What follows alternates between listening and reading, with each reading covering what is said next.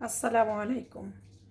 এখানে গরুর মাংসের চাপ তৈরি করার জন্য কিছুটা গরুর মাংস আমি ফ্যাট ছাড়া সলিড মাংসকে ছোট করে লম্বা করে কেটে নিয়ে এটাকে শিলপাটায় ছেঁচে নিয়েছি। হালকা একটু থেতলে নিয়েছি, থেতলে নিয়ে এখানে ম্যারিনেশন করে রেখেছি। এটাকে ম্যারিনেশন করেছি আমি আদা রসুনের পেস্ট, আর এটা হচ্ছে পেঁপের খোসা এবং পেঁপে বাটা টেন্ডারাইজের জন্য। আর এখানে নিয়েছি টক দই, তো সামান্য পরিমাণ টক দই আর কিছুটা পেঁপের খোসা, মানে পেঁপে এবং পেঁপের খোসা বাটা, এই যে এখান থেকে 1 চায়ের চামচের চেয়ে একটু বেশি দিয়েছি। আর জিঞ্জার গার্লিকের পেস্ট আর 1/2 চায়ের চামচ টক দই দিয়ে এটাকে আমি রেগুলার যে মশলা সেই সব ধরনের মশলা দিয়ে সরিষার তেলে এটাকে মাখিয়ে রেখেছি। এটা ওভারনাইট মাখানো থাকবে।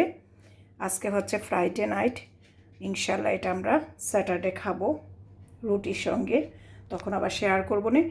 এই জিনিসটা আমার কুরবানির মাংস আসার পরে প্রত্যেক বছরই ইচ্ছে করে খাওয়ার জন্য। যখন আমরা বাংলাদেশে ছোট ছিলাম তখন আমার চাচাতো ভাই টিটু ভাই উনি এরকম করে কুরবানির মাংসটা আসার পরই ইনস্ট্যান্ট এটাকে ছোট ছোট করে কিউব করে কেটে শিলপাটায় ছেঁচে নিয়ে সব ধরনের রেগুলার মশলা দিয়ে মাখিয়ে কয়লায়, তখন তো আর বারবিকিউ ছিল না অ্যাভেলেবেল বাংলাদেশে, কয়লা একটা পাতিলে নিয়ে সেই কয়লার মধ্যে শিকে করে করে এরকম করে এটাকে গ্রিল করতো। এটা যে খেতে কি পরিমাণ সুস্বাদু ছিল, ওই টেস্ট এখনও মুখে লেগে আছে। বাট বাংলাদেশে অনেক বছর যাইতে পারি না কুরবানির জন্য, কুরবানি ঈদ করা হয় না। আর সেই ছোটোবেলার সেইগুলা করা হয় কিনা সেটাও জানি না। তো এই জিনিসটাকে অনেক মিস করি।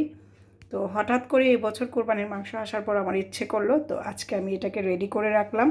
দেখি যে ছোটোবেলার টেস্টটা এর মধ্যে পাওয়া যায় কিনা। আর সম্পূর্ণ কিন্তু আমি সরিষার তেলে মাখিয়েছি, জানি না টিটুভাই কীভাবে করতো, তো ওই টেস্টটা এখনও মুখে লেগে আছে। তো ঠিক আছে, এটাকে এখন ম্যারিনেশন করে ওভারনাইট রেখে দিব।